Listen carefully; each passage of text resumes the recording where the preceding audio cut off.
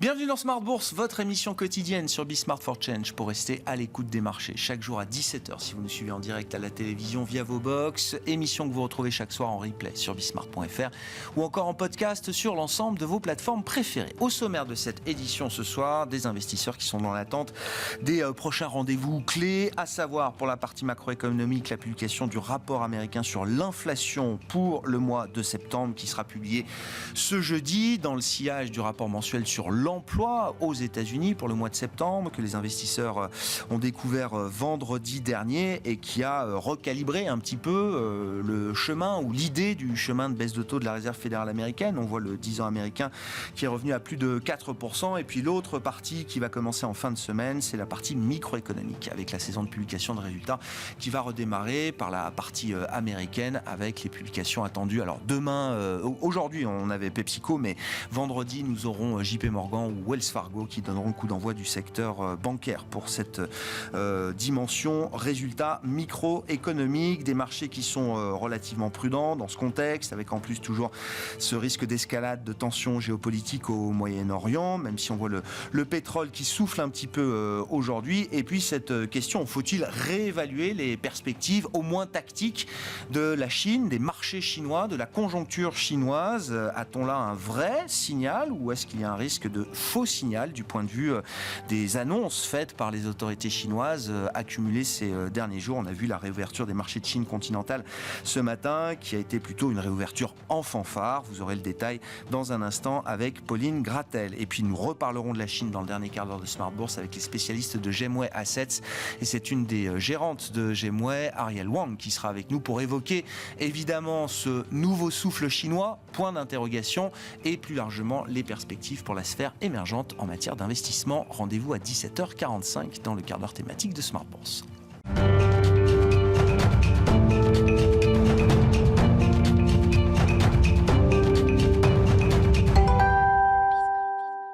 Tendance, mon ami, chaque soir en ouverture de Smart Bourse, les infos clés du jour sur les marchés, c'est avec Pauline Gratel. Bonsoir Pauline. Bonsoir. Tendance à la baisse pour les indices actions en Europe, notamment aujourd'hui. Oui, voilà, les marchés européens sont tous en repli aujourd'hui, alors que les marchés de Chine continentale ont rouvert leurs portes après une semaine de Golden Week. Et la reprise était attendue parce qu'un rendez-vous était au programme, la conférence de presse de la Commission nationale de développement et de réforme. Bon, et visiblement, le narratif qui s'impose est de dire que les marchés ont été déçus. Qu'est-ce qui ressort de cette conférence de presse des planificateurs étatiques chinois, Pauline ? Eh bien, il n'a pas eu de nouvelles mesures annoncées par les autorités chinoises. Pékin se dit pleinement confiant pour atteindre l'objectif de croissance du PIB cette année. Mais les investisseurs sont déçus. Forcément, le secteur du luxe en pâtit. LVMH, Kering et Hermès perdent de 1 à plus de 4%. Oui, d'autant plus que les mauvaises nouvelles se sont accumulées pour le segment spécifique des producteurs et vendeurs de spiritueux dans ce secteur du luxe. Oui, parce que les autorités chinoises annoncent de nouvelles mesures provisoires contre les importations de certains spiritueux, notamment les cognacs en provenance de l'Union européenne. Ces mesures seront mises en place dès vendredi.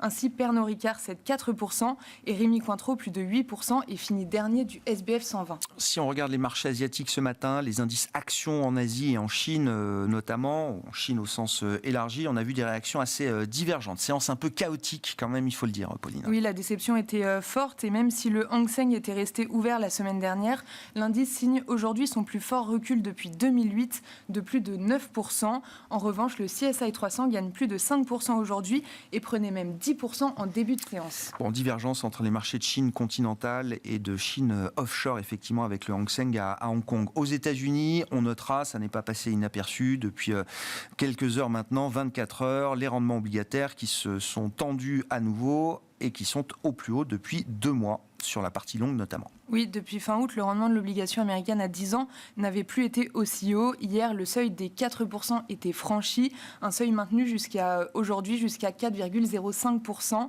Le rendement de l'obligation américaine à 2 ans tourne autour des 4%, toujours dans le sillage du rapport sur l'emploi publié vendredi dernier. Un mot de la macro du jour et les investisseurs qui ont pris connaissance de la balance commerciale américaine pour le mois d'août. Oui, le déficit commercial des États-Unis recule pour le mois d'août pour atteindre 70,4 milliards de dollars contre un déficit plus élevé en juillet juillet de presque 79 milliards. Et puis les entreprises, on le disait avec le tout début, les préliminaires de la saison de publication de résultats, avec les chiffres de PepsiCo publiés aujourd'hui. Oui, PepsiCo fait état de résultats en demi-teinte. L'entreprise fait moins bien qu'attendu pour son chiffre d'affaires qui atteint 23,3 milliards de dollars, mais fait mieux qu'attendu sur son bénéfice net, même s'il recule comparé à l'an dernier de 5%. Quel est le programme de demain pour les investisseurs, Pauline ? Demain, les investisseurs prendront connaissance de la balance commerciale allemande du mois d'août, mais surtout des minutes de la Fed. Tendance, mon ami, chaque soir en ouverture de Smart Bourse, les infos clés du jour sur les marchés avec Pauline Gratel sur Bismart for Change.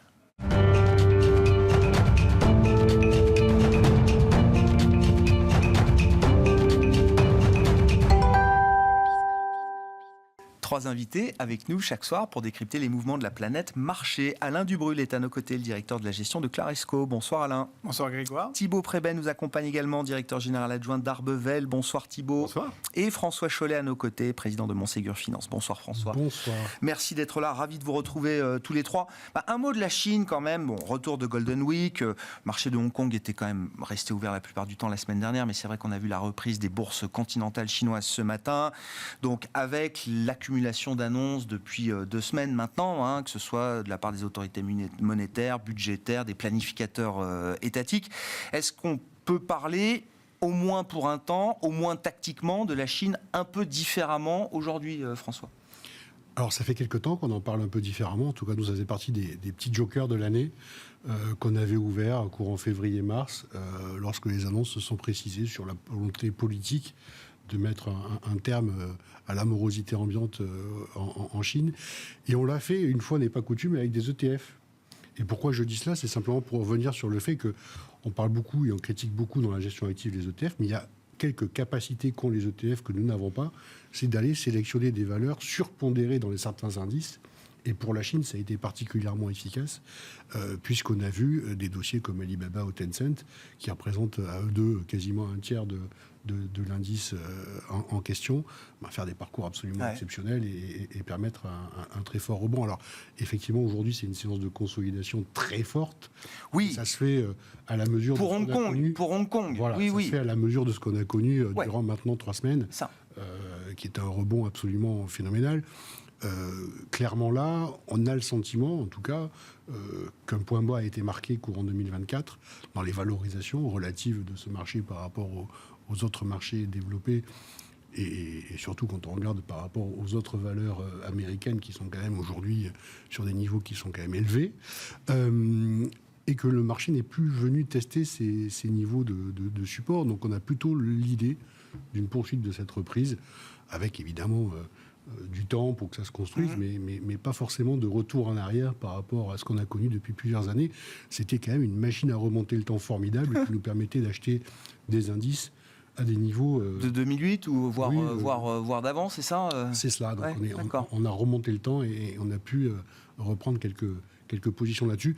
C'est un pari qu'on n'a pas l'habitude de faire. Oui, j'allais dire, vous qui avez été avant-gardiste là, sur cette question, vous dites aujourd'hui... on est satisfait, il y a quand même quelque chose qui est délivré de la part du système de planification chinois, et ça peut continuer. Oui, parce que c'est une zone qui a été totalement délaissée par les investisseurs internationaux, sans doute à juste titre pendant de nombreuses années. Et simplement, à un moment donné, on s'aperçoit quand même que c'est une économie qui compte. C'est un point important des indices mondiaux. Et clairement, il y avait des acteurs là-dedans qui méritaient d'être valorisés correctement, ce qui n'était pas du tout le cas dans ce qu'on a pu connaître en fin de période. Je vous ai coupé, mais vous disiez que ce n'était pas votre champ d'analyse ou d'investissement naturel chez Montségur, mais qu'est-ce qu'il faut comprendre ? Le fait que vous y soyez allé... Dans les fonds de fonds, dans les allocations, dans les mandats, bien sûr. D'accord. Mais ce n'est pas l'endroit où on va faire du stock picking, et c'est la raison pour laquelle soit on prend des fonds plutôt globaux émergents pour laisser l'allocation se faire par des spécialistes. Et là, en l'occurrence, on a fait un vrai pari directionnel sur la Chine pure, qui a été plutôt gagnant depuis le début de l'année. Bon. Thibaut, l'histoire chinoise, est-ce qu'elle est un peu différente aujourd'hui ? Est-ce qu'on a un signal de marché ? Est-ce qu'on a éventuellement un signal macro également pour la suite ? Ouais, c'est vraiment une question difficile parce qu'on a 2 forces qui s'opposent d'un côté et qui nous poussent nous plutôt à être relativement dans la stabilité. D'un côté, c'est évidemment une part de l'économie mondiale qui est colossale et qui, globalement, dans les portefeuilles, peut difficilement rien représenter. Et de l'autre côté, honnêtement, quand certains disent que c'est ininvestissable, quand on regarde les swings, quand on regarde des débuts d'année qui commencent encore par un moins 10, puis qui reprend 25, puis qui devient le pire performeur de l'année, puis qui rebondit jusqu'à devenir quasiment le meilleur performeur, l'idée qu'on est un peu loin de l'analyse fondamentale et peut-être dans quelque chose qui a parfois un peu plus des profils de casino, et que donc il faut quand même avoir une certaine prudence si on veut limiter les impacts en termes de volatilité est aussi une réalité. Après, évidemment, si on est capable d'acheter à des niveaux où ça a beaucoup baissé avant le rebond, c'est toujours bienvenu. Mais voilà, il y a à la fois ce côté qui est très, très rarement vu d'être d'un côté incontournable et de l'autre difficilement investissable. Et c'est vrai que conjuguer les deux pour un gérant, c'est aujourd'hui un défi qui n'est pas facile. Ça reste au mieux tactique. Au contraire, moi je dirais que c'est tout sauf tactique. C'est-à-dire que mettre des très gros poids dessus à certains moments, comme on pourrait le faire tactiquement, c'est difficile, parce qu'avec les quantités de swing, en fait, on n'a pas le droit à l'erreur. Et en même temps, être complètement absent, ce qui serait l'autre côté tactique, est difficile sur une zone qui est quand même une économie mondiale qui est plus proche de celle des États-Unis que celle de la France, qui pourtant, dans les portefeuilles, a souvent un poids plus important.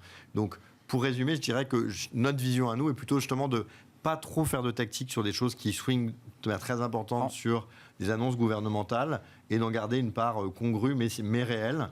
Après, j'entends qu'on peut faire différemment, mais je trouve justement que le tactique reste toujours quelque chose qui est difficile sur des choses qui ont des volatilités très fortes et où en fait quelque part le droit à l'erreur existe difficilement. Ouais. Qu'est-ce que ça implique pour vous quand même, ce qui se passe en Chine ? Alors, il y a ce que ça implique pour le marché chinois, pour l'histoire économique chinoise, mais aussi pour d'autres zones, d'autres marchés. On pense bien sûr à l'Europe.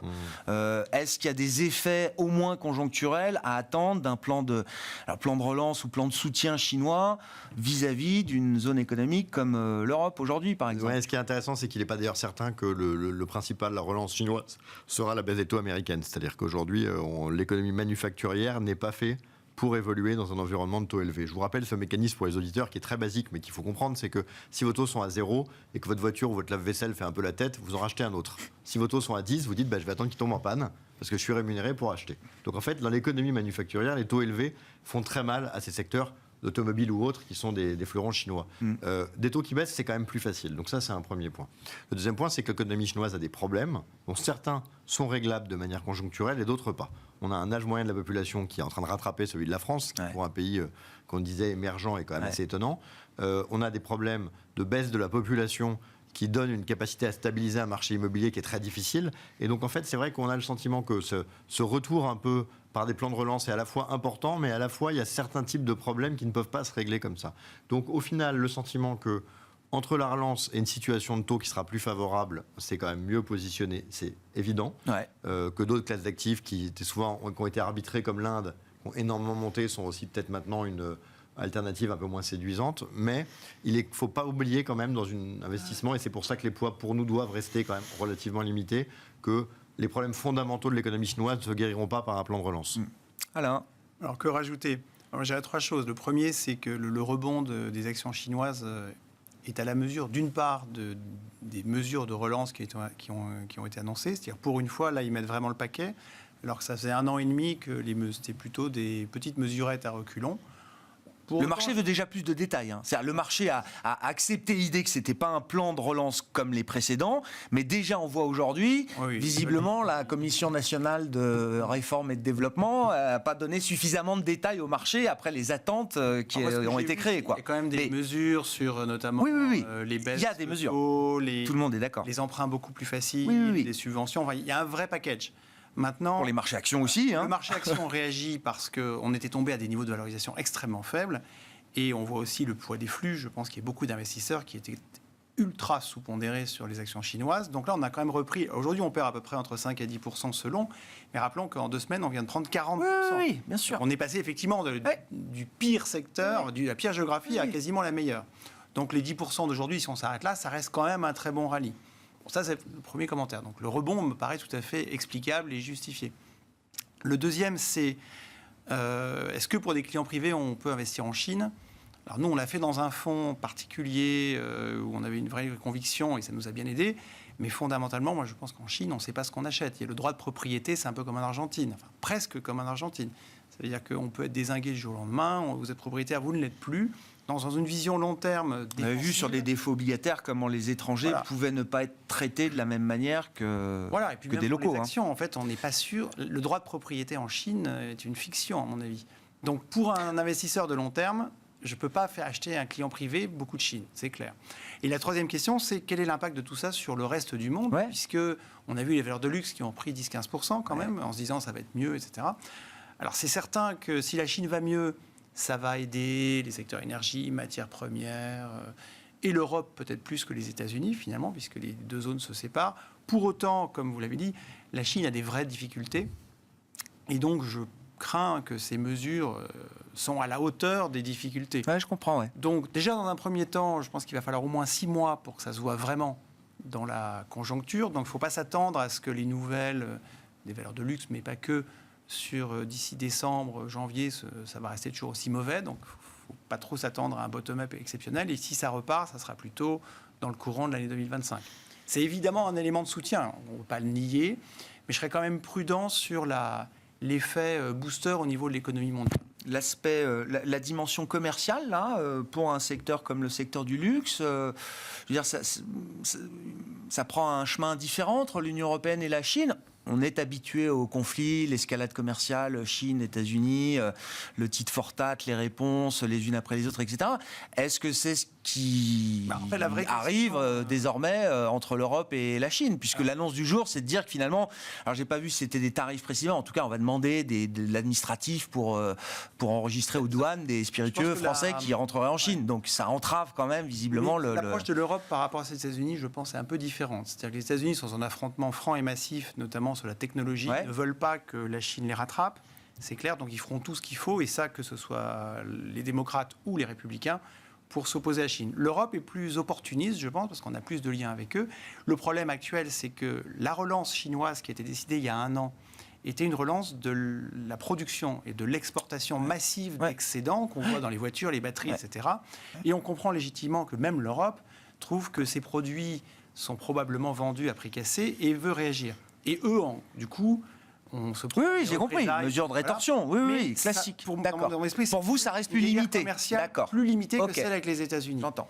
En revanche, pour revenir sur la relance chinoise, je pense que celle qui a été faite l'année dernière était une relance qui détruisait de la valeur, parce qu'ils ont finalement boosté la production exportatrice, quitte à écœurer tous les pays saturer les usines, qui commencent à criser, et on les comprend, alors que la consommation est atone. Donc là, le vrai enjeu de cette relance, c'est est-ce que la consommation intérieure va repartir, et là, ça pourrait aussi aider nos entreprises.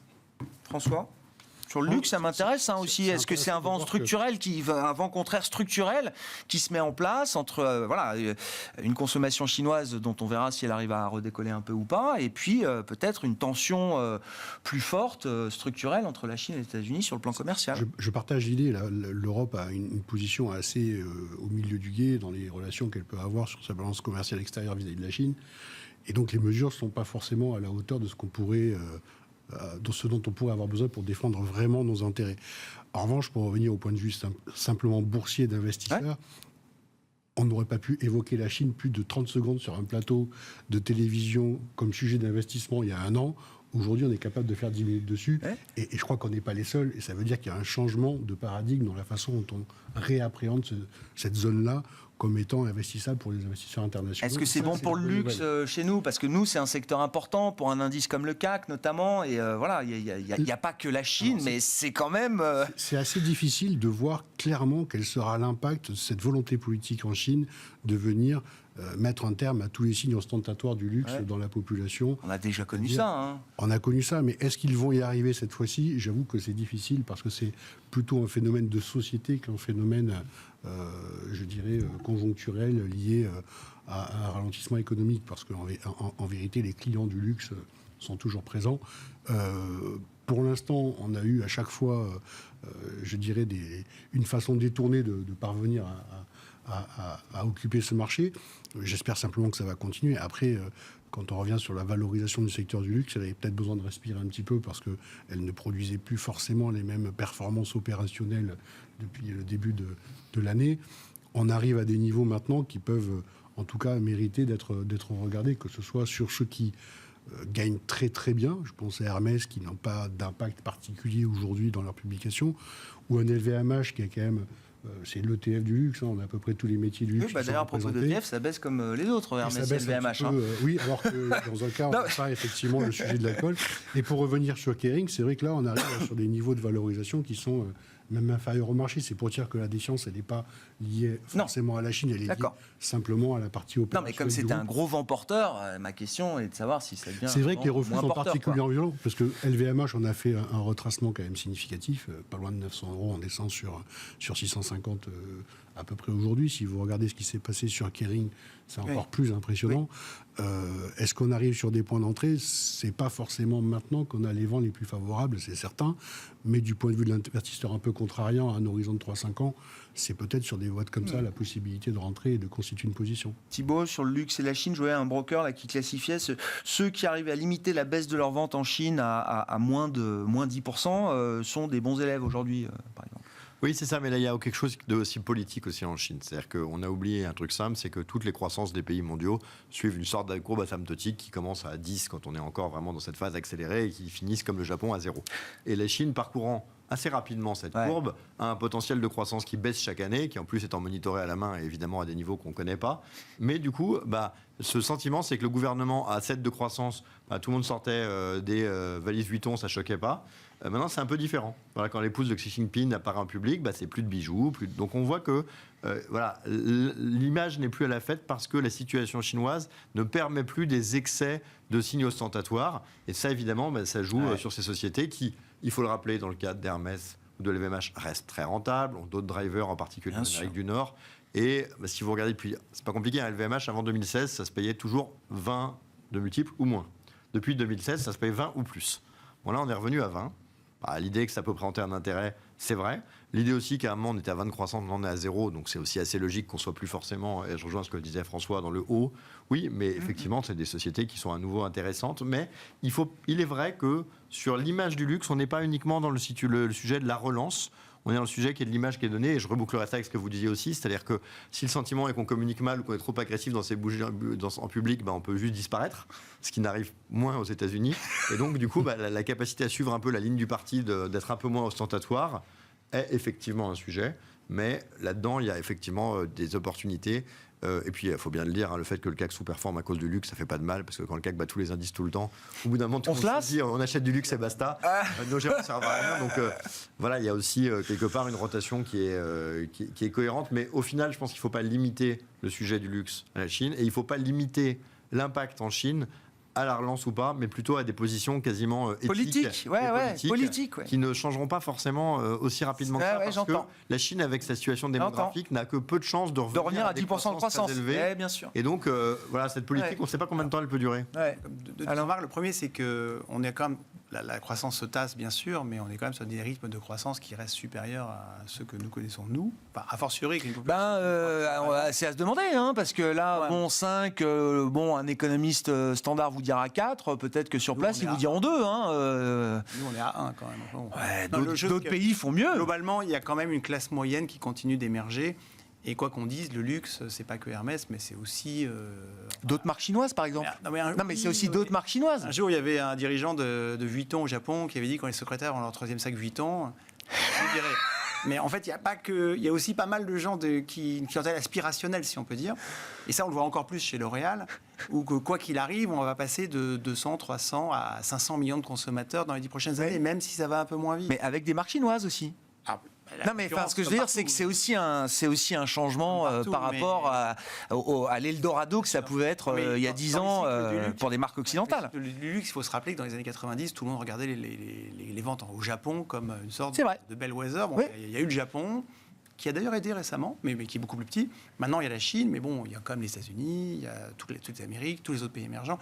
Je pense que même cette industrie, elle survivra à la normalisation de la Chine. Pas de doute sur le fait que LVMH survive. Et d'ailleurs, les derniers résultats de L'Oréal, c'est impressionnant parce que pendant pas mal de trimestres, L'Oréal, c'était surtout la Chine à plus 20, plus 30, plus 50. C'était dingue. Là, ça fait plutôt moins 10. Finalement, ils ont réussi quand même à compenser avec d'assez belles performances aux États-Unis. Rappelant qu'il n'y a pas que la Chine non plus dans ce secteur. Un mot de l'autre facteur là qui permet peut-être un peu d'amortir les risques, c'est le cycle de baisse de taux Comment vous vous positionnez par rapport à ça quand on est dans une logique d'investissement, quand on est stock picker? Enfin, qu'est-ce qu'il y a d'important, qu'est-ce qu'il y a de pas important dans ces histoires de baisse de taux, sachant que la Fed a voulu démarrer fort et puis que les dernières données, des surprises économiques plus positives aux États-Unis, remettent en cause un peu l'idée que la Fed continue d'aller très vite, très fort, quoi. Alors, la thématique des baisses de taux, ça faisait partie des choses que nous avions dans nos paris. Alors, on parlait de la Chine, effectivement, mais on avait 2 autres paris qui couraient en 2024, qui étaient les petits jokers des allocations. Un qui était quand même assez marqué, c'était le retour des thématiques small et mid en Europe. Et je dis bien en Europe parce que c'est vrai que la France n'est pas dans notre thématique sur cet aspect-là. Le fonds que nous avons, qui est un fonds géré de manière assez quantitative, investi sur la valeur Europe, et la France, c'est une partie, je crois qu'on est à 15% de l'exposition, donc c'est vraiment faible. Et effectivement, on a une performance à plus 8, c'est-à-dire que c'est la première année que les small caps ne sous-performent pas depuis plusieurs exercices de notre point de vue. Donc ça, c'est pas encore vraiment sur le gagnant. plan européen. Sur le plan européen. Tout à fait, sur le plan européen. C'est en France, malheureusement, le CAC. Non, mais restons sur le plan européen, alors oui. Mais la France fait partie de l'Europe aussi. Ça fait partie des choses qui font que, simplement, la baisse des taux a donné un peu d'air à ces entreprises-là et le marché a commencé à prendre en compte le fait qu'elles étaient clairement sous-évaluées depuis plusieurs années. Et je pense que c'est une thématique qui va pouvoir se poursuivre. Vous posiez la question début 2025. Je pense qu'on peut rester, en tout cas fin d'année, début 2025, sur cette thématique-là. Et ça, c'est très directement lié au facteur taux. Oui, au facteur croissance évidemment, mais au facteur taux assurément. Le deuxième, qui était encore plus peut-être lié au facteur taux, c'était le secteur de l'immobilier coté, que nous avions en portefeuille, qui avait fait un très beau rallye en fin d'année 2023. Oui, il y avait on a eu une belle consolidation premier trimestre 2024 qui a effacé une partie des gains, mais on a vu depuis le mois de mai-juin repartir cet indice-là, et les foncières côté européennes, que ce soit sur l'immobilier résidentiel, que ce soit sur le commercial, que ce soit sur la logistique ou même la santé, que ce soit, j'en oublie une dans le lot, mais globalement, les bureaux, pardon. Bureau Prime, ça a plutôt bien tenu, on a vu des rebonds assez marqués. Et donc là aussi, on a une période estivale qui a été extrêmement favorable. Et là, on est dans la logique d'un retour à la moyenne qui n'est pas encore complétée de votre... On n'est pas encore revenu à des niveaux de décote raisonnables, à mon avis, puisqu'on est encore dans les décotes, les fortes décotes. Il n'empêche, c'est un secteur qui a réussi à se refinancer dans de très bonnes conditions. On a vu des émissions obligataires sur ce secteur qui ne laissent plus planer le moindre doute sur la solvabilité pour les investisseurs, alors qu'il y a 2 ans, on se posait vraiment des questions sur les dettes de ces foncières cotées. Et donc, c'est plutôt rassurant. On a vu des transactions aussi qui se font généralement à des valorisations qui sont proches ou vraiment très proches, ou légèrement supérieures à la valeur qui était au bilan et évaluée par les experts. Donc, globalement, c'est plutôt un message rassurant sur le fondamental et plutôt une façon de jouer la thématique de baisse des taux sur les trimestres qui encore vont arriver, puisqu'on a encore cette thématique devant les yeux. Comment vous voyez le cycle de baisse de taux se dérouler au regard notamment des derniers chiffres américains qui brouillent un peu le narratif de marché sur l'idée d'une Fed qui serait encline à aller rapidement au taux neutre, par exemple? Thibault, est-ce que c'est un cycle qui s'annonce un peu chaotique? Est-ce qu'on va avoir des divergences de politique monétaire? Comment vous voyez les choses? Je trouve ça assez savoureux de noter qu'on a eu des statistiques de l'emploi qui ont été révisées d'une manière totalement lunaire, où on a perdu 1 million de jobs, et que la première statistique... 800 000. Après septembre, on savait qu'il y aurait des effets assez importants sur certains segments, en particulier les emprunts du secteur public, enfin les recrutements du secteur public.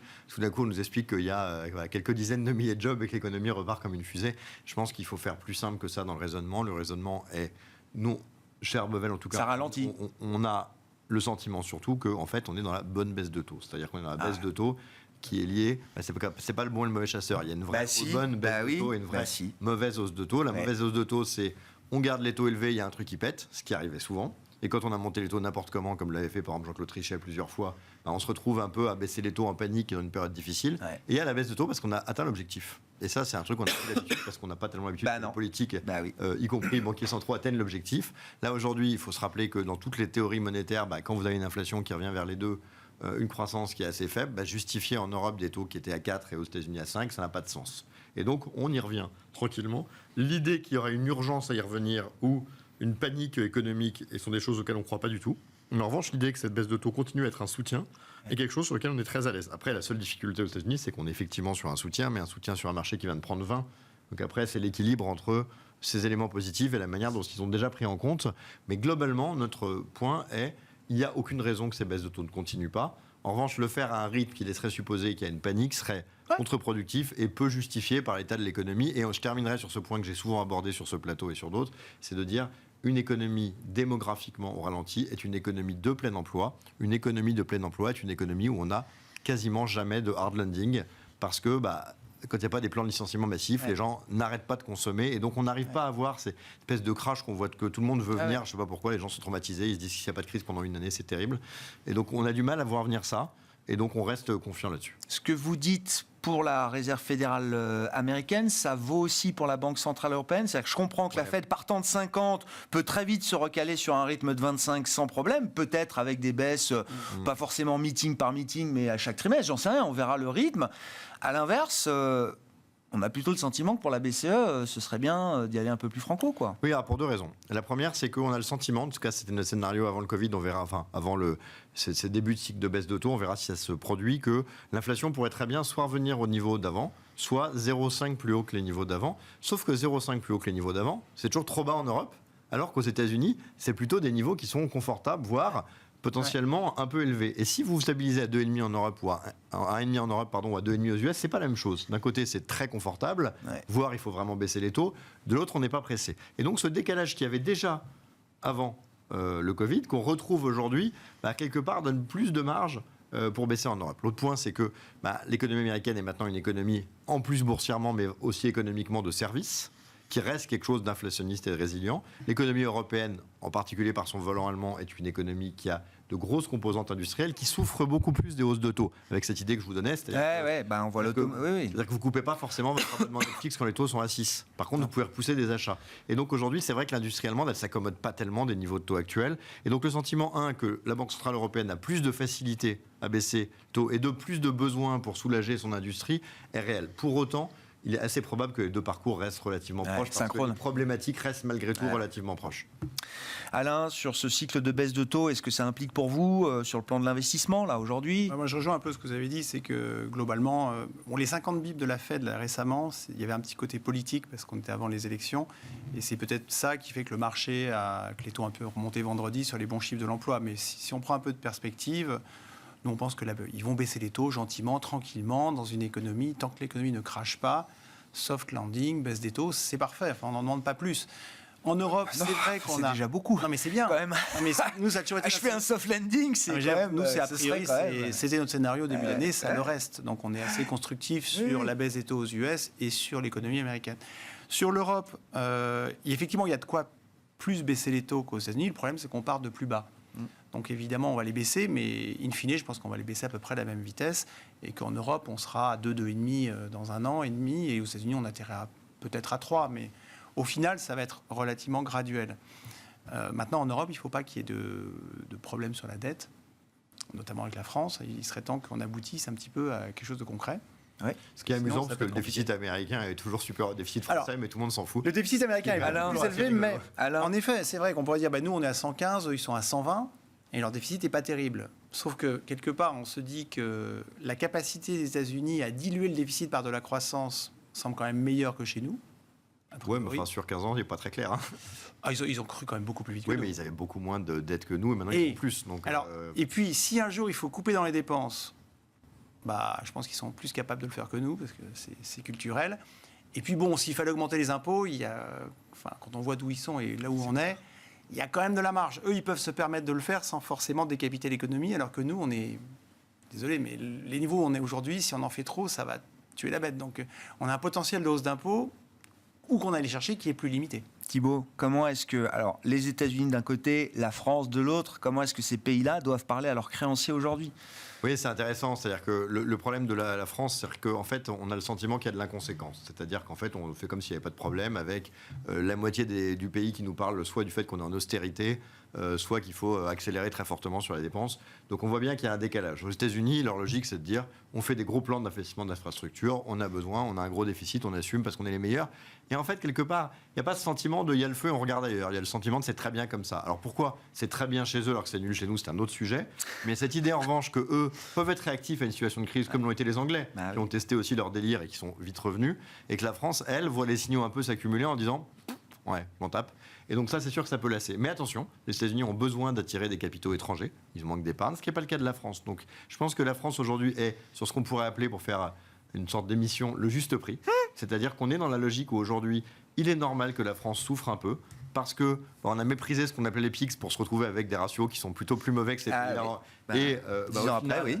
Ça se retourne un peu contre nous, voilà. Mais il n'y a pas non plus de cata parce qu'on a une grosse épargne qui est fléchée. Que au final, si on est objectif, votre dette publique, elle évolue en termes de ratio de la hausse de la dette, c'est-à-dire du déficit moins la croissance nominale, puisque chacun des deux joue dans le ratio, et qu'au final, même l'année dernière, il y a 2 ans, votre croissance nominale est assez proche, voire supérieur au déficit. Donc en fait, 2024, c'est la première année où c'est un vrai sujet, parce que comme l'inflation a beaucoup baissé et que la croissance est toujours relativement faible, l'écart entre les deux est assez important, alors que les 2 années précédentes, c'était pas un sujet.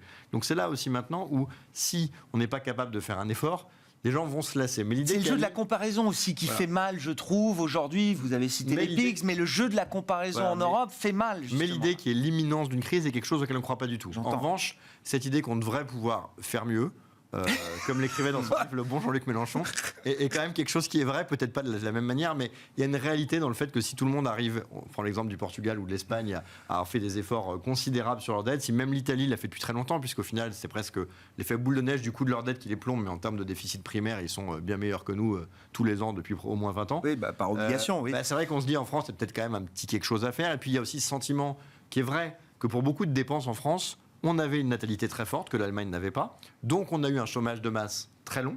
Et donc à un moment donné, c'est vrai que faire des efforts sur la durée de cotisation, si c'est pour que tout le monde soit au chômage, ça ne sert à rien. Maintenant, on a un chômage qui baisse graduellement. Donc il y a d'autres réponses que d'autres ont pris avant nous qui doivent être prises. Donc c'est vrai que là, on arrive un peu au bout d'un sujet sur la France, on va devoir monter autre chose.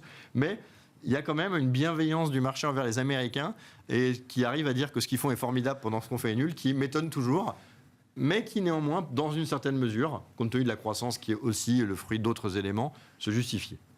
Oui. La croissance américaine n'est quand même pas la même que la croissance française. Et la France met beaucoup de dettes et de déficits sur la table aussi. Mais c'est pas la même démographie pour des résultats qui sont pas fous. Hein. Enfin, depuis le Covid, c'est pas fou. Hein. Alain, juste rapide, oui. Oui, l'usage des fonds publics, c'est à quoi est-ce qu'on dépense notre argent, hein. Oui. Ça, c'est une question sempiternelle. Et puis il y a une question. On va pas devenir les États-Unis ne vont pas devenir complètement la France non plus, mais. Non, il y a une question de mix aussi, c'est-à-dire qu'en fait, les recettes fiscales ont beaucoup baissé à activité finalement presque pas si mauvaise que ça. Et c'est parce que l'immobilier, quoi qu'on dise, l'immobilier était physique, hein, pas boursier. Donc plus les droits de mutation, c'est ça. Et l'immobilier, pas de construction neuve, pas d'innovation, tout ça, c'est des machines financières. Quoi qu'on dise, c'est une pompe à cash pour l'État, quoi qu'on dise. Oui, la composition du PIB et de la croissance fait qu'effectivement, il y a un problème de recettes. Et à moyen terme, les voitures électriques, c'est bien, mais la TIPP, 50 milliards, elle va s'évaporer, donc il va falloir trouver d'autres taxes. Oh, bah ça, on trouvait d'autres. Sur l'électricité. C'est déjà trouvé, si je peux me permettre. On est confiant. Si le problème, c'est de trouver des taxes, je fais confiance. C'est même le problème, c'est que les marchés ont confiance dans notre capacité à lever de l'impôt. Ils ont beaucoup moins confiance, ce qu'on n'a pas fait la preuve depuis longtemps, dans la capacité à baisser la dépense. Je reviens quand même aux valeurs et aux entreprises françaises cotées. C'est-à-dire la situation française qu'on connaît tous parfaitement, voilà, il n'y a pas de surprise, etc. Mais dans quelle mesure, quand même, c'est une situation... Alors, que ce soit le risque d'instabilité politique, que ce soit la tentation fiscale à la française permanente, dans quelle mesure ça pèse sur des convictions qu'on peut avoir ou dans la gestion d'actions françaises spécifiquement. Vous disiez tout à l'heure, on est exposé au small and mid en Europe, mais la France, dans ce portefeuille-là ou dans notre stratégie, est sous-pondérée par rapport au poids qu'elle pourrait avoir ou qu'elle devrait avoir. De même que nous avons pas mal allégé nos positions d'exposition avant l'été, selon l'adage habituel d'être plutôt léger à partir de mai, mais plutôt pour des raisons qui étaient liées à un calendrier d'élections, etc. D'accord, sur des considérations politiques. On a vu les considérations politiques clairement exprimées dans les marchés obligataires, notamment pour la France, avec le creusement de cet écart de taux par rapport au taux référence allemand. Qui ne bouge plus depuis la nomination de Michel Barnier. Et on est très surpris, ou en tout cas on peut être surpris, de voir que malgré l'émergence d'un gouvernement, on va dire de droite, et non pas en tout cas d'un gouvernement de l'efficacité, on n'a pas eu de décote ou de retour, de cet écart vers quelque chose d'un peu rassurant. C'est-à-dire que le marché n'est pas encore rassuré ni par le gouvernement qui a été formé, ni par le discours de politique générale de notre Premier ministre. Le deuxième point, c'est que l'indice français, le CAC 40, pour des raisons effectivement sectorielles, on parlait du luxe, mais aussi pour des raisons politiques, se retrouvent comme la lanterne rouge des indices européens, sous-performant très largement l'indice large ou l'indice d'ailleurs en stock 50 depuis le début de l'année. On a passé une bonne partie de l'été en territoire quasiment négatif sur le CAC. Ça montre bien qu'il y avait une défiance aussi un peu spécifique. Oui, parce qu'on était un indice leader jusqu'au mois d'avril. Exactement. Ah, hein. Donc on avait un peu d'avance, mais elle a été plus que rognée. Et donc c'est pas le cas des autres marchés européens. Et donc, écoutez, on peut se faire un peu plaisir. On a souvent des clients qui malheureusement comparent nos performances de gestion par rapport à l'indice CAC 40. Cette année, c'est une année où on est extrêmement performant par rapport aux indices nationaux. C'est plutôt rassurant pour nos clients et on a de très bons rendez-vous, très agréables avec eux cette année, pourvu que ça dure. Non, on ne peut pas se réjouir de ça, simplement, clairement, on peut se dire la chose suivante. Qu'est-ce qui vous fera revenir sur des valeurs françaises un peu plus significativement alors ? Globalement, ce qui me fera revenir sur les marchés, c'est-à-dire plutôt l'idée qu'on va avoir une période de trouble avec les élections américaines où effectivement on est parti d'un scénario Trump gagnant à 100%, un scénario très équilibré aujourd'hui. On sait qu'il va y avoir une période un peu d'incertitude liée à ça. On n'a pas vraiment envie de prendre les devants. On est là aussi dans le départage d'une publication de résultats du troisième trimestre qui sont généralement celles où on peut avoir le plus de volatilité parce que ça concerne l'activité au cœur de l'été qui n'est pas forcément la plus prévisible, on va dire. Donc c'est peut-être pas forcément le moment tout à fait maintenant de se réexposer pour ce que nous avions allégé d'un point de vue tactique avant l'été. Il n'empêche qu'on a bien l'intention de le faire avant la fin de l'exercice, tout simplement parce qu'en fin d'année, certaines thématiques, je pense par exemple au small cap, ont tendance à surperformer parce que c'est des titres qui sont la saison. Voilà, il y a une vraie saisonnalité et je crois que c'est quelque chose qui est, en tout cas sur lequel on peut tabler pour 2024. Bon, sur un horizon d'investissement, enfin d'ailleurs celui qui vous sied, Thibault, je ne sais pas, sur un horizon fin d'année par exemple, qu'est-ce qui paraît intéressant comme tendance, comme thématique ou au-delà, si vous voulez. On peut faire sur un horizon 3-5 ans, hein, ça ne me dérange pas, mais au moins voilà, qu'on ait un horizon en tête. Quoi. Je suis assez attaché à ma liberté de circuler, donc si je peux éviter de donner des objectifs sur des durées en semaine, c'est bien aimable. Ma famille compte sur moi. La réalité est qu'aujourd'hui, nous, notre logique, on est toujours dans des visions assez long-termistes. On a quand même le sentiment qu'aux États-Unis, si on s'était dit en début d'année on prendra 20 avant les élections, on aurait peut-être plutôt eu des preneurs de bénéfices avec encore un marché qui se tient bien ces derniers jours pendant qu'il y a plus de volatilité parfois en Europe. Donc nous on est confortable à l'idée qu'on est plus dans une situation où on peut prendre un peu de bénéfices sereinement aux États-Unis sans toutefois s'absenter parce qu'à la fin c'est quand même toujours le marché qui monte. Donc voilà, faut pas non plus rentrer dans les caricatures. En Europe on cherche plutôt des points pour revenir. Alors c'est vrai que tant les tensions géopolitiques que ce sujet sur la France vient un peu faire patienter, mais on a des très belles sociétés qui ne sont pas très chères. L'année a été compliquée. Les JO qui étaient vus comme un gros boost, c'est plutôt révélé un truc qui a plombé l'activité. Effectivement, il y a un attentisme par rapport au gouvernement, mais tout ça sont des éléments qui sont tout à fait temporaires. On a connu la même chose la première fois qu'en Italie, en Espagne ou en Allemagne, on a eu ces parlements très scindés, ces négociations de 4, 6, 8 mois pour faire un gouvernement. Et puis on s'y est habitué, comme on s'est habitué à tout, parce que c'est la nouvelle norme. Et d'ailleurs, quand vous voyez tous les partis qui vous disent maintenant qu'ils veulent la proportionnelle, il faut s'y habituer. Parce que si on est embêté, quand on a du mal à faire un gouvernement et que tout le monde veut la proportionnelle, on va falloir quand même... Ce sera pire demain, oui. Voilà. Mais là où je ne suis pas d'accord, c'est que ce n'est pas pire. Dans le sens où moi, je pense que c'est une bonne chose. On apprend. Regardez aux États-Unis, vous avez un congrès, vous avez 50-50 sur une des chambres, et Kamala Harris décide. Ça veut dire que si vous n'êtes pas capable de convaincre 100% de votre parti, dont certains qui ont des États qui ont des problématiques très différentes, vous ne pouvez pas faire. Donc vous évitez les dépenses, tiens, je vais faire un chèque pour tel truc qui ne sert à rien, mais ça fera plaisir. Non, vous êtes obligé de faire du dur. Et donc moi, je crois que c'est Parlement plus dur à manœuvrer. On ne se met pas d'accord sur tout, mais on peut se mettre d'accord sur l'essentiel. Quoi. Et à partir du moment où vous avez d'un côté, maintenant, la Banque Centrale Européenne qui, par exemple, dans la crise politique sous Mitterrand, ne pouvait pas faire cette politique contracyclique. Si on lui disait de dévaluer, elle dévaluait. Vous avez l'Europe qui fait les grands projets, verts et data. Et donc, vous pouvez vous dire en fait qu'au final, si vous avez un blocage du Parlement, votre risque principal, c'est d'avoir une stabilité dans les normes ou dans la fiscalité, ce qui n'est peut-être pas la fin du monde. Donc moi, cette idée que c'est pire, il faut s'y habituer. C'est pas facile. Mais je pense que rien ne montre, nulle part, que c'est pire et qu'une assemblée où il y a 80% de gens du même parti, je pense que c'est le meilleur moyen de faire des conneries. Ah, c'est une vision. C'est open bar. C'est une vision long terme là. Ouais, mais quand vous êtes vraiment la vision long terme. C'est comme dans nos. Non, mais le point. On fait pas. Et j'entends le point, Thibault. C'est un peu l'idée que les politiciens sont des cornichons et s'ils font pas trop de choses, à la limite, ça nous arrange. Oui. J'ai pas dit ça comme ça. Mais je dirais que quelque part, des réformes absurdes sont presque pires que l'absence de réformes. Même si en France, il y a quand même des choses à faire. Oui. Objectivement. De rien faire. Non, nous, on est plutôt constructifs dans la mesure où on croit à la baisse des taux. Ça va être quand même un carburant qui va aider, fatalement. On est particulièrement concentré sur les foncières cotées, comme vous. C'est un secteur qu'on aime bien. On pense que le secteur donne des signes positifs déjà depuis 1 an. Non seulement au niveau des comptes des résultats, mais effectivement la capacité à se financer bien mieux. Enfin, il y a 2 ans, quand Unibail se finançait à 6,5, il était hors de question de lancer un nouveau projet.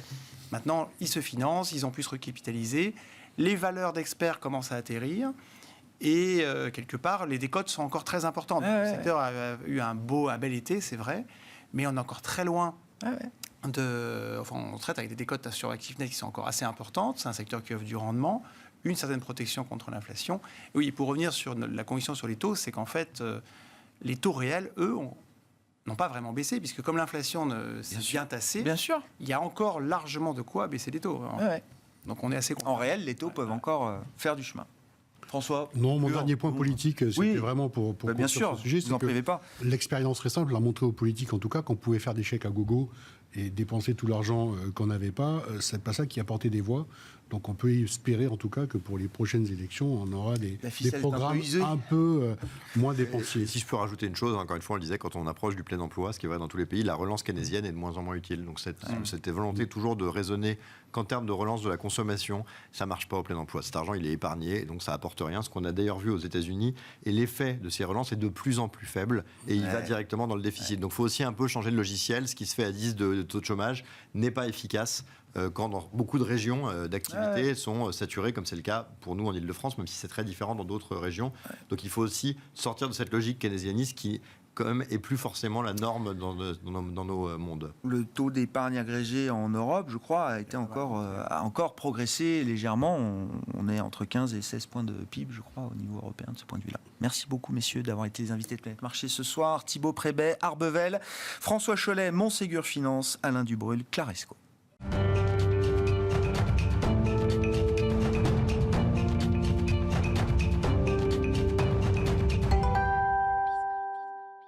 Le dernier quart d'heure de Smart Bourse, chaque soir, c'est le quart d'heure thématique. Le thème ce soir, c'est celui de la Chine, bien sûr, et de cette question. Est-ce que la Chine est en train de vivre un nouveau souffle? Nous en parlons avec Ariel Wang, qui est gérante chez Gemway Asset, spécialiste de l'investissement dans les émergents. Ariel, bonjour et bienvenue.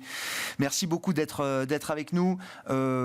Rafale de questions pour que vous nous disiez ce que vous comprenez de ce plan de soutien ou de ce plan de relance chinois sur la partie monétaire, sur la partie budgétaire également.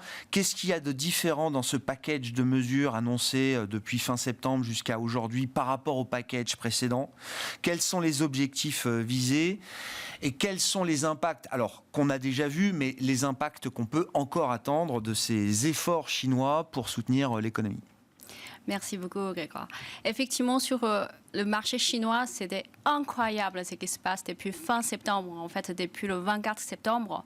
Tout d'abord, il y avait des annonces de mesures, en fait, de la part de Banque centrale avec d'autres autorités, en fait, de manière complètement inattendue. Il faut rappeler que le contexte macro en Chine, c'était très dépressif. Vraiment, je pèse mes mots, c'était vraiment très difficile. Parce que, en fait, en début septembre, en gros, on a vu pas mal de données macro, en fait, qui sont vraiment très, très décevantes malgré les attentes faibles. Donc, en fait, la Banque centrale, juste quelques jours après la baisse de taux de Fed, a annoncé effectivement une baisse de taux, donc à la fois taux directeur, taux de réserve, et aussi taux hypothécaire pour booster le secteur immobilier. D'ailleurs, ils ont aussi annoncé, en fait, de manière très surprise, en fait, un plan de soutien pour le bourse. Donc, ce 800 milliards de yuan, donc à peu près 114 milliards de dollars, pour booster les actions chinoises. Les entreprises sont incitées à racheter leurs actions, les brokers sont incités à mettre en place des mécanismes pour soutenir les marchés actions, etc. Tout à fait. En fait, c'est tout à fait comparable au Value Up en Corée ou au Japon. C'est la même logique. D'ailleurs, on était aussi très surprise, parce que vraiment très très inattendu, c'est que 2 jours plus tard, il y avait une réunion extraordinaire de Politburo. Ouais. En fait, le Politburo se retrouve une fois par mois en Chine. Normalement, ils parlent de sujets économiques en avril, en juillet, et souvent aussi en fin d'année. Donc, en septembre, en fait, président Xi, de présider cette réunion, et pour mettre en accent de nouveau sur croissance économique, c'est vraiment inattendu. Qu'est-ce qui se passe réellement? C'est que d'abord, le gouvernement a vraiment envie de renverser le momentum très négatif de macroéconomie. Il faut dire que jusqu'au deuxième trimestre cette année, la Chine en fait était dans une période déflationniste. Donc ça fait 5 trimestres ça dure. Donc c'est vraiment la période la plus longue depuis les années 90. Donc il y a un vrai risque parce que non seulement la croissance, l'objectif de croissance de 5% cette année est au risque, et en plus ça met en danger toute la demande domestique. Ça veut dire le consommateur ou les entreprises, ils ont tout un intérêt de repousser ou retarder les investissements et les consommations. Tout à fait. Ils ont eu peur, c'est ce que vous dites. Mais peur pas comme d'habitude. Vraiment là, il y a eu quelque chose. Alors, est-ce que c'était un mouvement de panique d'annoncer ce package? Vous-même, vous le dites, on a été très surpris. Je crois que vous étiez même sur le terrain en Asie quelques semaines ou quelques mois avant. Vous ne pressentiez pas ce genre d'annonce à ce moment-là, un mois ou un mois et demi avant, Ariane? Alors, avec en fait Bruno, nous sommes allés plusieurs fois cette année en Chine. Donc, moi, personnellement, j'étais en août en Chine pour les vacances. Bruno y était pour une conférence en septembre. Effectivement, c'était vraiment l'effet surprise. Là où il faut rappeler aussi pourquoi le gouvernement a vraiment précipité de faire toutes ces annonces. Parce que les données de chômage de jeunes entre 16 ans et 24 ans, près de 20% de chômage. Tout à fait, 18,8% pour le mois d'août. En fait, ça a accéléré parce que la tendance négative, parce qu'on était à 17% au mois de juillet. Et après, municipalité, c'est vrai que historiquement, ils sont très dépendants de financement provient de vente des terrains. Donc, c'était 40% de budget. Et aujourd'hui, comme la crise immobilière, n'a toujours pas été résolue, donc ces municipalités qui sont déjà très endettées, n'ont pas de solution pour faire face. C'est pour ça, face à cette crise sociale, le gouvernement a dû intervenir. Vous avez cité effectivement le début des annonces à partir du 24 septembre. Effectivement, ça vient une semaine après la baisse de taux de 50 points de base de la Réserve fédérale américaine. Est-ce que ça aussi, j'allais dire, dans le timing des annonces, est-ce que le fait que la Fed ait baissé ses taux de 50 points de base, est-ce que ça a pu permettre aussi aux autorités chinoises peut-être de délivrer l'ensemble de ce package? C'est vrai. Très probablement, grâce à la décision de la Fed, la Banque centrale chinoise... Ça a ouvert un chemin, quoi. Tout à fait. Et d'ailleurs, l'annonce de taux, de baisser de 20% de taux directeur, c'était supérieur par rapport aux attentes. Quels sont les objectifs? C'est-à-dire, qu'est-ce que veut voir le gouvernement chinois des effets de ce plan? Moi, j'ai en tête la traduction d'une phrase du gouverneur de la Banque centrale chinoise, la PBOC, qui dit « Nous voulons ramener une stabilité de l'économie chinoise et un rebond modéré des prix ». Oui, tout à fait, parce que ce gouvernement est très, prudent. Ils ont très peur de créer des excès. C'est pour ça, tant qu'il y a le risque à long terme, ils font attention. Donc aujourd'hui, je pense que le premier objectif, c'est vraiment de booster la confiance, que ce soit au niveau de ménages, aux entreprises ou des investisseurs, pour créer plus d'emplois, afin de créer plus de stabilité sociale. Et après, à moyen long terme, probablement, c'est toujours l'objectif de Xi, c'est de créer ce indépendance économique. Est-ce qu'ils ont laissé la porte ouverte à d'autres mesures si nécessaire? Alors, il y a évidemment, j'imagine, l'horizon de l'élection présidentielle américaine pour la Chine, mais pour tout le monde, de toute façon. Savoir ce qui va sortir des urnes aux États-Unis, peut-être pour ajuster des positions internationales, commerciales, politiques. Mais au-delà de ça, est-ce que les autorités ont laissé la porte ouverte à d'autres volants de mesures si nécessaire? Tout à fait. Justement, le gouvernement est très clair là-dessus, c'est que dans un premier temps, il y aura de boost au niveau de dépenses, de déficit social. Donc, notamment, on attend plus d'aide à la consommation, mais aussi en termes d'investissement et financement de municipalités. Et surtout, à moyen long terme, il y a des possibilités aussi, il y aura plus de mesures concernant les réformes. D'accord. Réforme plus structurelle. Exact, que ce soit le terrain, que ce soit le livret, le fameux HUCO, le système social. De sécurité sociale, d'accord, je comprends. Il y a effectivement l'horizon conjoncturel et l'horizon structurel pour la Chine dans ce programme. Sur le signal de marché, vous l'avez dit au tout début, Ariel, la réaction des marchés a été incroyable sur les annonces. C'est un signal de marché qui est puissant, c'est-à-dire c'est un signal solide, parce que, autant vous dire, et vous le savez mieux que moi, ça fait quand même déjà une bonne paire d'années qu'on parle de la Chine sur le plan de l'investissement comme étant peut-être une zone ininvestissable, comme disent les anglo-saxons. Est-ce que là, la perception change et est-ce que le signal de marché est un signal fort ? Alors, c'est vrai que depuis l'annonce, nous avons connu un rallye extraordinaire sur le marché chinois. Donc, d'abord, le marché de Hong Kong, si on regarde par rapport le point bas le 11 septembre, le marché a repris 35%. Jusqu'à hier, ça a corrigé ce matin de 9%, parce que le marché domestique, le marché A, qui était fermé pendant une semaine de Golden Week, est rouvert aujourd'hui. Donc, on voit il y a probablement un peu de prise de profit à Hong Kong, et pour favoriser le marché domestique, qui est plus sensible normalement aux politiques de soutien du gouvernement. Et on a vu ce matin, donc le marché A ouvert avec une hausse de 6%. Et donc, ça fait aussi une performance d'à peu près 35% depuis le 11 septembre. Et en termes de volume, alors là, c'est vraiment assez extraordinaire, parce que le 30 septembre, le dernier jour de trading sur le marché domestique, le volume atteint 370 milliards de dollars. Donc, ça fait 3,5 fois en fait, le moyen journalier de cette année. Or, aujourd'hui, premier jour de trading après Golden Week, marché A passé à 500 milliards de dollars. D'accord. Donc, bien sûr, face à cela, c'est très difficile. C'est de grande volatilité de marché, très puissant. Et d'ailleurs, pour notre univers émergent, en fait, si vous voulez, le poids de la Chine a passé de 25% en fin de mois d'août et a aujourd'hui presque de nouveau 30%. Donc, pour les gérants, je dirais, c'est très difficile de ne pas investir en Chine, puisque tout le monde est sous-pondéré la Chine, presque tout le monde, je pense, donc de probablement 2% dans les fonds émergents jusqu'à fin août. Donc aujourd'hui, effectivement, on a incentive de acheter de plus. Et ça, c'est un moteur pour la suite. Le fait que les gens soient très sous-pondérés, qu'on a eu ce mouvement de marché très fort, avec effectivement pour des gestions benchmarkées, la complexité de suivre quand même le poids de la Chine. Vous dites ça peut alimenter quand même des flux pour quelques temps au moins vers le marché chinois ? On va voir, en fait... ce qui se passe, c'est pour l'instant, on a vu le flux très fort provient essentiellement de hedge funds, probablement. Là, c'est très difficile de se positionner dans un marché tellement volatile. Mais là où c'est intéressant aussi, c'est qu'on a vu une forte participation de retail. Si vous voulez, la semaine dernière, on a eu 2 millions de comptes ouverts, rien que sur le marché domestique chinois. Donc, avec cela, on peut aussi espérer 20 à 30 milliards de dollars de flux entrant sur les semaines à venir. Quand on investit quand même dans des logiques de moyen long terme, Ariel, qu'est-ce que ça implique pour vous chez GMO Asset de la position de la Chine dans les portefeuilles pour 2025 ? Est-ce que c'est un bon trade ? Est-ce que ça peut être un vrai trade positif pour 2025 au sein de la sphère émergente ?